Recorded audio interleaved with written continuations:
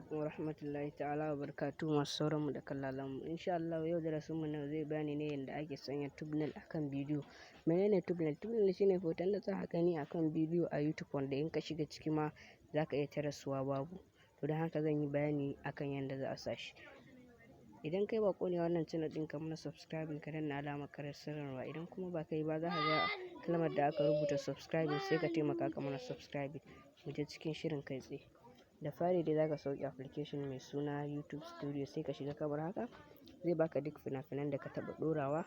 Idan ya baka fina-finan sai ka ɗauki wanda kake so ka ɗora ma thumbnail ɗin, misali wannan. Yawwa sai ka zo ga alamar edit nan jiki sai ka taɓa. Yawwa zai kawo ka kamar haka sai ka taɓa alamar nan. Yawwa zai kawo maka ka sa thumbnail ɗin da kake so sai ka taɓa alamar nan. Zai kawo ka kai tsaye imaging naka. Yawwa yanzu sai ka zo ga danna alamar image kamar haka. Zai kawo ka sai ka zaɓa folder da kake so ka sa sai ka sa thumbnail ɗin da kake buƙata. Sai ka danna select. Yawwa yanzu thumbnail namu insha Allah ya riga ya hau. Mun gode da haka kuma na subscribing kuma ku danna alamar ƙararrawar sanarwa. Mun gode sai kai sabin.